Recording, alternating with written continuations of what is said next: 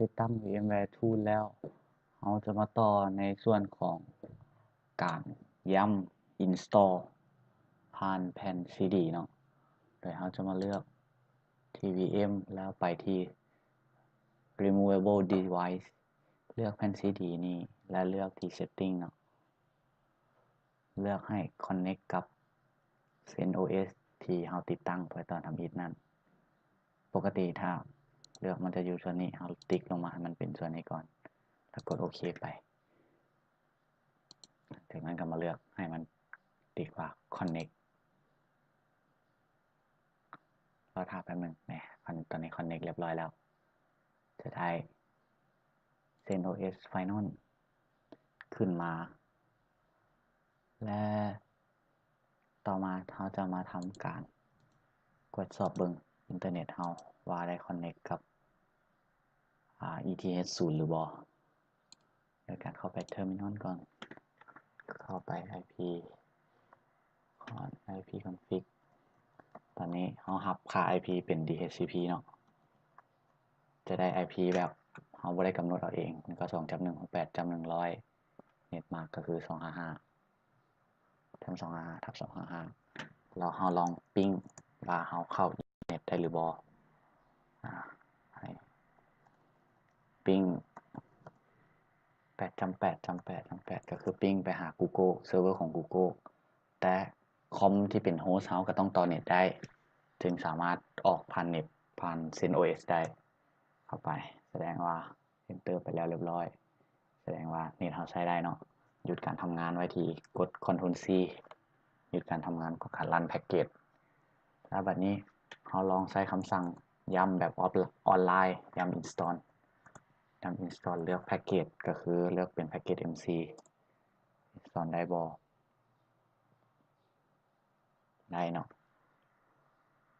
ต่อไป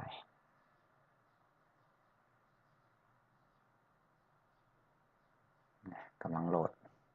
ใช้เวลาดุนน้อยนึงใช้ขั้นตอนการท่าต่อไปเอาเวลาไปเฮ็ดอันอื่นตามสไตล์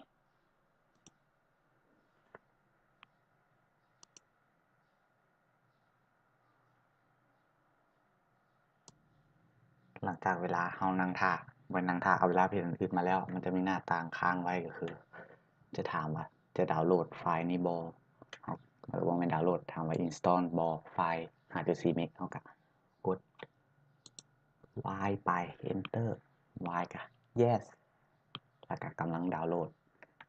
ดาวน์โหลดคือที่โดนนี้แล้วก็เอาเวลาเพจอื่นๆคือเก่าตามสไตล์ต่อมา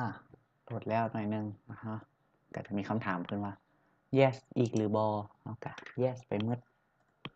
yes ไปทางมันก็ปล่อยมัน running เบิ่งต่อไป installing ไล่ลงมา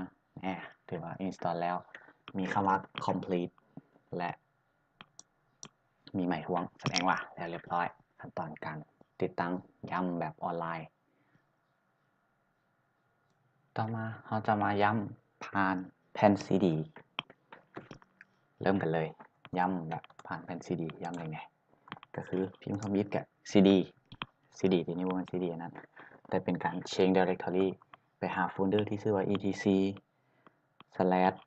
ไปหาโฟลเดอร์ต่อไปก็คือย้ำ repost slash ดีจำดีสนองslash และ enter เราก็จะเข้าไปสู่ไฟล์ย้ำ repost ดี list ออกมาเบิ่งใช้คำสั่งต่อมาใช้คำสั่ง ls เพื่อ list ออกมาเบิ่งว่าอยู่ในโฟลเดอร์นี้มีไฟล์อย่างแน่มันจะมีอยู่ไฟล์ base 3-4 อย่างแต่เราที่จำเป็นต้องใช้ก็คือเราจะเปลี่ยนชื่อของไฟล์ที่มีชื่อว่า CentOS นี่เราพิมพ์หน่อยนึงเพราะว่ามันชื่อแล้วเราขึ้นต้นด้วยตัว B และแท็บไปเลย repo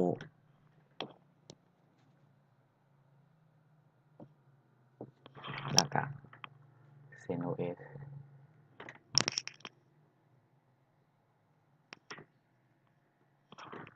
เอามาdisable มันไว้เพื่อเป็นการเปลี่ยนชื่อไฟล์ disable